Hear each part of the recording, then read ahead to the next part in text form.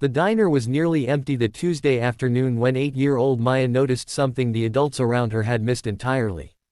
While her mother scrolled through her phone and her father studied the menu with furrowed concentration, Maya watched the young waitress whose name tag read, Sarah, move between tables with shoulders hunched forward, as though she were trying to make herself invisible.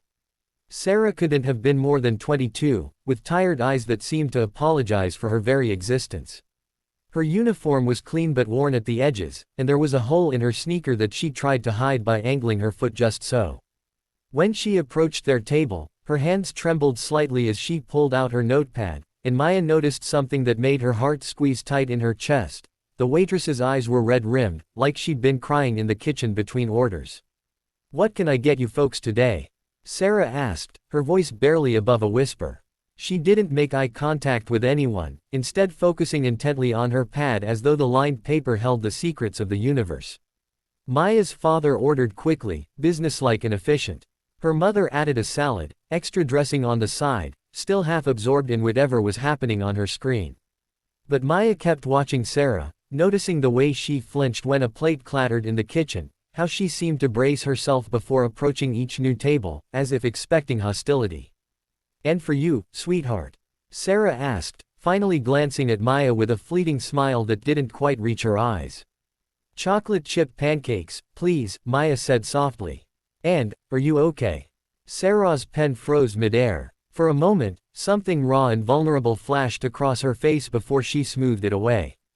"I'm fine, honey. Thank you for asking." But her voice cracked on the last word, and she turned quickly, hurrying back toward the kitchen with their order clutched against her chest like a shield. "Maya, that's not appropriate," her mother murmured, finally looking up from her phone. "Don't pry into people's personal business." But Maya couldn't shake the feeling that something was desperately wrong. She watched as Sarah delivered food to other tables, noticed how an older man snapped his fingers at her when his coffee wasn't hot enough, how a woman in expensive sunglasses complained loudly about the water spots on her silverware. Each interaction seemed to make Sarah shrink a little more, her shoulders curving further inward, her eyes growing more distant. When Sarah brought their food 20 minutes later, her hands were shaking so badly that the plates rattled against each other. She set them down carefully, methodically, as if handling explosives. That's when Maya saw it, a faded bruise on Sarah's wrist, partially covered by her watch, and another shadow of purple-green along her collarbone that her uniform didn't quite hide. "I'm so sorry," Sarah whispered, though no one had complained about anything. "I'm so sorry." She said it like a mantra, like words she'd spoken so many times they'd become part of her breathing. Maya's mother looked up sharply. "Sorry for what? The food looks fine. Sarah's voice broke. "I'm sorry. I'll get your check." She practically fled back to the kitchen, and Maya saw her through the service window, pressing her palms against her eyes, her shoulders shaking. Something crystallized in Maya's young heart then, a clarity that children sometimes possess before the world teaches them to look away from pain. She thought about the spare change in her piggy bank at home, the $20 bill her grandmother had given her for her birthday last month, tucked carefully in her dresser drawer. She thought about the book she'd read in school about Ruby Bridges, about how one person's courage could change everything. "Mom," Maya said quietly, "I want to give her my birthday money." Her father lowered his fork. "What?" "The waitress. Sarah. She needs help. I can see it. Can't you see it?" Her parents exchanged glances, and Maya watched understanding slowly dawn on their faces as they looked at Sarah with new eyes. Her mother's expression shifted from irritation to concern, then to something deeper, recognition, perhaps, of suffering they'd been too distracted to notice. "Honey, we don't know her situation," her father said gently. "We can leave a good tip, but it's more than that," Maya insisted, with the fierce certainty only children possess. "She's scared. She's hurt. Look at her arms. Look at how she says sorry for everything." The truth of it hung in the air between them. Sarah returned with their check, and this time Maya's mother really looked at her, saw the carefully concealed bruises, the haunted look in her eyes, the way she held herself like someone expecting a blow. When Sarah set down the check, her sleeve rode up, revealing more bruising, finger-shaped marks that told their own terrible story.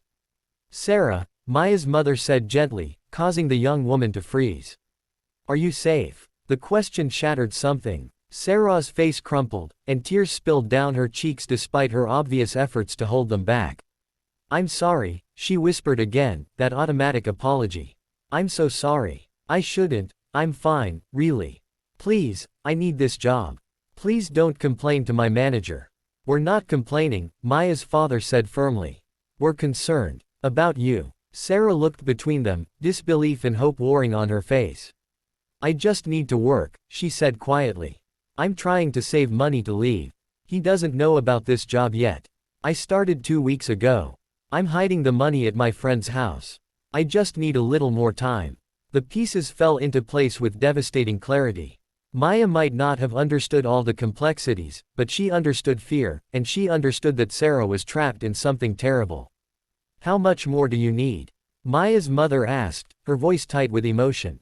Sarah shook her head. I can't, you don't have to. How much? Maya's father repeated. I have about 800 saved, Sarah whispered. The shelter said I need first month's rent and a deposit for their transitional housing program. 1,500 total. I'm so close. Just another few weeks. Maya's mother was already reaching for her purse. Her father pulled out his wallet. And Maya slid out of the booth and walked up to Sarah, taking her hand. You're going to be okay, Maya said with absolute conviction. I can feel it. Sarah looked down at this little girl with wonder in her tired eyes, and for the first time since they'd walked in, she stood up a little straighter. When Maya's parents handed her $700 in cash, their emergency road trip money, the payment for a weekend getaway they'd been planning, Sarah's knees buckled. She caught herself against the table, staring at the bills in her shaking hands. We don't know you, Maya's mother said, her own eyes bright with tears. But we see you. And you deserve better than this. The diner's owner, drawn by the commotion, listened as they explained. Instead of dismissing her or creating difficulties, he pulled out his own wallet and added another $100, then announced he'd give Sarah her paychecks weekly instead of bi-weekly, and advanced her this week's pay. My sister, he said quietly to Sarah, she got out too. Took her 3 tries, but she made it. You've got this. By the time they left the diner, Sarah had enough money to start her new life that very day. She hugged Maya so tight the little girl could feel her heartbeat, rapid and fierce with newfound hope. You saw me, Sarah whispered. When everyone else looked away, you saw me. Maya's mother made phone calls as they drove away, to the shelter, to a lawyer friend, to a women's advocacy group. Her father called his company's HR department about potential job openings. And Maya, sitting in the backseat, felt something profound settle in her chest. The understanding that kindness wasn't just about being nice, but about paying attention, about refusing to look away from someone else's pain. 3 months later, an envelope arrived at their home with no return address. Inside was a photograph of Sarah standing in front of a small apartment, holding keys and smiling, truly smiling, with light in her eyes that hadn't been there before. On the back, she'd written simply, because a little girl saw what no one else did. Because you all chose to care. I'm safe now. I'm free. Thank you for giving me my life back. Maya kept that photo on her dresser, a reminder that sometimes the most profound act of courage is simply choosing to see another person's humanity, and then doing something about it.